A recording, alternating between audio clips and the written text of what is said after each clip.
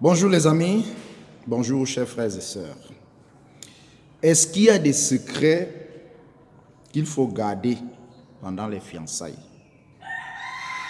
Est-ce qu'il y a des choses qu'il faut garder secrètes quand on est fiancé à un homme ou bien quand on est fiancé à une femme? On peut tout lui dire, mais certaines choses, il ne faut pas les lui dire de peur que ça n'engendre quelque chose. J'ai suivi une histoire dans une émission sur LMTV. L'émission, c'est Point d'accord, je crois. Voilà. Alors, cette émission-là, dans cette émission, il y a une jeune femme chrétienne qui est venue pour confesser. Elle avait menti avant le mariage, pendant les fiançailles. Elle avait menti à son fiancé qu'elle n'avait pas d'enfant. Parce que le fiancé ne voulait pas épouser une femme qui a déjà des enfants. Ça, c'est l'histoire. Je suis en train de... Alors, elle a donc eu peur que si je lui dis la vérité, il pourrait changer d'avis et ne plus m'épouser. C'est comme ça qu'elle lui dit donc qu'elle n'a pas d'enfant. L'homme donc l'épouse en sachant que je suis en train d'épouser une femme sans enfant. Alors qu'elle en avait deux. Et tout ceci s'est passé avec la complicité de sa mère. La mère et la fille se sont entendues. Et c'est la mère donc qui a gardé les deux enfants au village jusqu'à ce que un jour la mère devait voyager pour rejoindre son mari à l'étranger. Elle ne pouvait donc pas partir avec les enfants. Il fallait remettre les deux enfants à sa fille. Et maintenant, la fille était donc obligée de dire la vérité à son mari que, en fait, comme tu vois là, j'étais trompé, j'avais deux enfants. C'était donc une situation difficile. Cela a été vécu par l'homme comme une trahison. Il n'en revenait pas. Alors, je raconte cette histoire, donc ça cadre avec notre thème d'aujourd'hui. Elle avait trouvé que certains secrets ne sont pas bons à dire pendant les fiançailles. Et beaucoup de gens, chacun de nous a des secrets concernant notre passé. Parce qu'avant de venir au Seigneur, on a fait des choses. Mais Dieu, dans sa grande miséricorde, nous a pardonné. Il nous a lavés, il nous a purifiés. Mais nous avons eu un passé. Il y en a qui ont tué. Il y en a qui ont fait la prison. D'autres qui étaient des drogués. Il y en a qui étaient homosexuels. Il y en a que ce n'est pas seulement une question de passé. Peut-être les conséquences des choses qu'on a fait dans le passé. Il y en a qui sont victimes maintenant d'impuissance sexuelle. Est-ce qu'un homme impuissant devrait dire à la fiancée que comme tu vois là,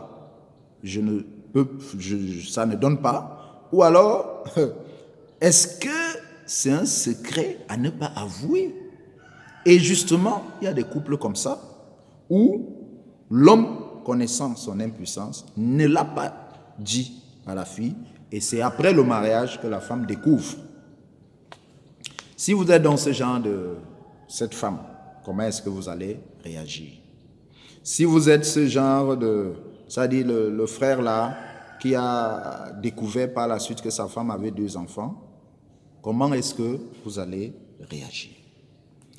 Maintenant, la première chose que nous devons comprendre, c'est que la Bible dit, si quelqu'un est en Christ,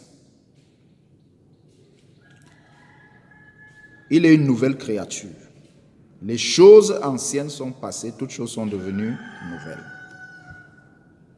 Et la Bible nous dit dans le livre d'Éphésiens que nous devons parler selon la vérité à notre prochain, à notre frère, que nous ne devons pas être malhonnêtes. que nous devons parler selon la vérité. On ne doit pas être malhonnête. C'est la vérité, la ceinture de la vérité qui doit régir notre vie spirituelle. La question c'est que, par exemple,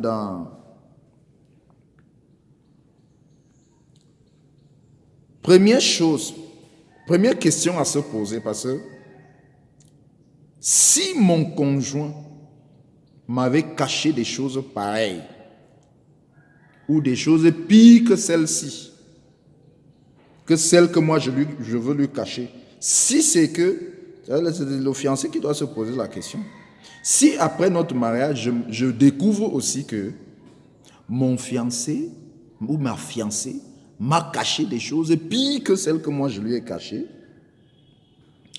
comment est-ce que je vais réagir? Matthieu chapitre 7, verset 12.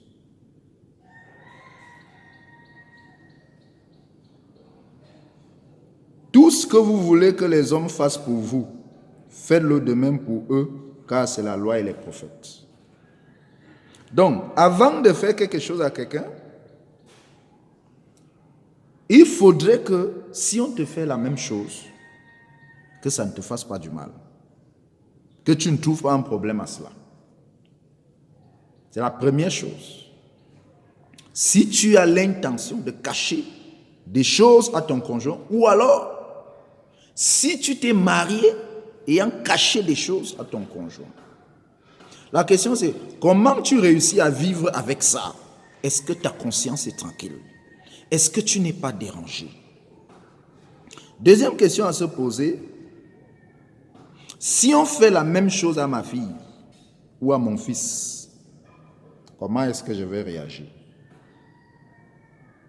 La Bible dit, dans 1 Corinthiens 13, verset 5, l'amour ne fait rien de malhonnête. Il ne cherche pas son intérêt. Ça, c'est ce que la Bible nous dit. On se marie par amour.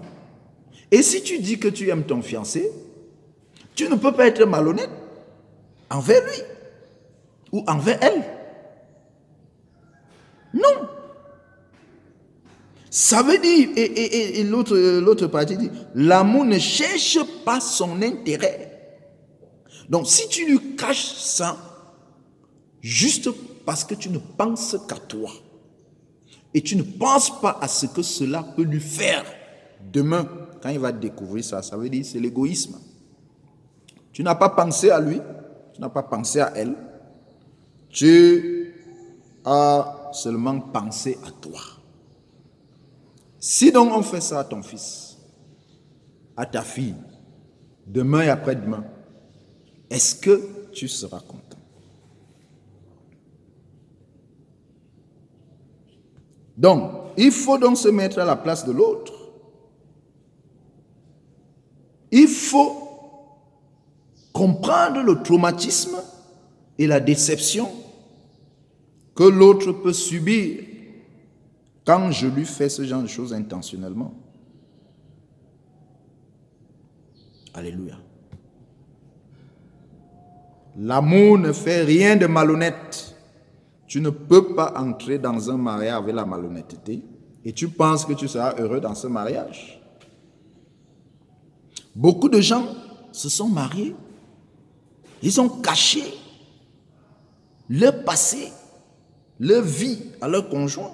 Si cette personne t'aime, la personne va t'accepter comme ça. Mais tu n'as pas besoin de, comment dire ça?